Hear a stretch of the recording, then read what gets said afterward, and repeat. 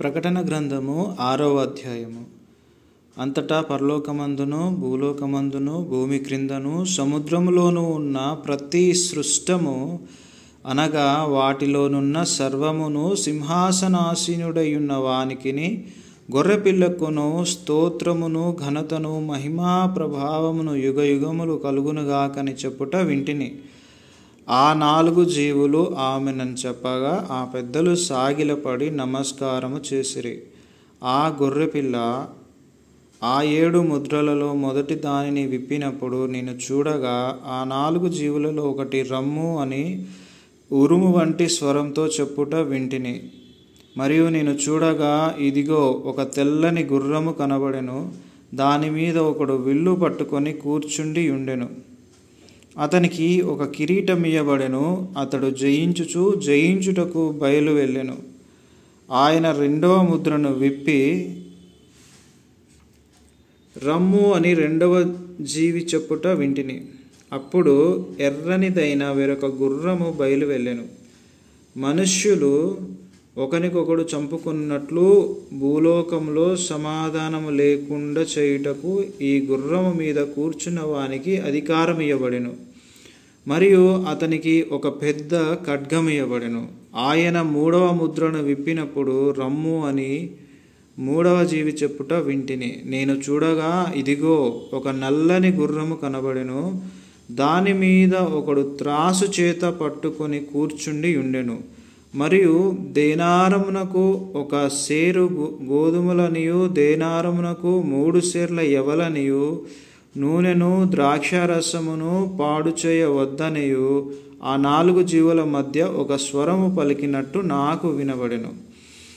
ఆయన 4వ ముద్రను విప్పినప్పుడు రమ్ము అని 4వ జీవి చెప్పుట వింటిని.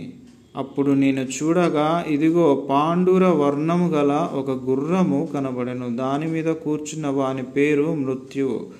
పాతాళ లోకము వానిని వెంబడించెను. ఖడ్గము వలనను కరువు వలనను మరణం వలనను భూమిలో నుండు క్రూర మృగముల వలనను భూనివాసులను చంపుటకు భూమి యొక్క 4వ భాగము పైన అధికారం వానికి ఇయ్యబడెను.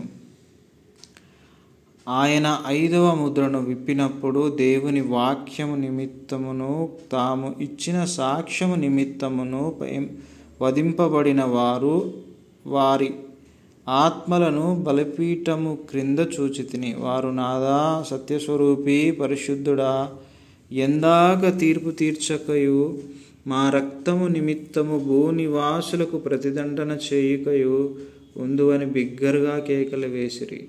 తెల్లని వస్త్రము వారిలో ప్రతివానికి ఇయ్యబడెను. మరియు వారి వలనే చంపబడబో వారి సహదాసుల యొక్కయు సహోదరుల యొక్కయు లెక్క పూర్తియగు వరకు ఇంకా కొంచెము కాలము విశ్రమింపవలెనని వారితో చెప్పబడెను.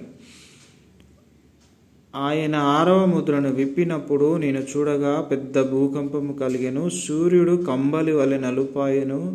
చంద్రబింబమంతయు రక్తవర్ణమాయెను. పెద్ద గాలి చేత ఊగులాడు అంజూరపు చెట్టు నుంచి అకాలపు కాయలు రాలినట్టు ఆకాశ నక్షత్రములు భూమి మీద రాలెను. మరియు ఆకాశ మండలము చుట్టబడిన గ్రంథము వలెనై తొలగిపోయెను. ప్రతి కొండయు ప్రతి ద్వీపమును వాటి స్థానములు తప్పెను. భూరాజులను ఘనులను సహస్రాధిపతులను ధనికులను బలిష్ఠులను ప్రతి దాసుడును ప్రతి స్వతంత్రుడును కొండ గుహలలోను బండల సందులోను దాగుకొని సింహాసనాసీనుడయ్యున్న వాని యొక్కయు గొర్రెపిల్ల యొక్కయు ఉగ్రత మహాదినము వచ్చెను. దానికి తాళజాలిన వాడెవడు? మీరు మా మీద పడి ఆయన సన్నిధికిని గొర్రెపిల్ల ఉగ్రతకును మమ్మును మరుగు చేయుడి అని పర్వతములలోనూ బండ సందుల్లోనూ చెప్పుచున్నారు. దేవుడు ఈ వాక్యము దీవించునుగాక. ఆమేన్.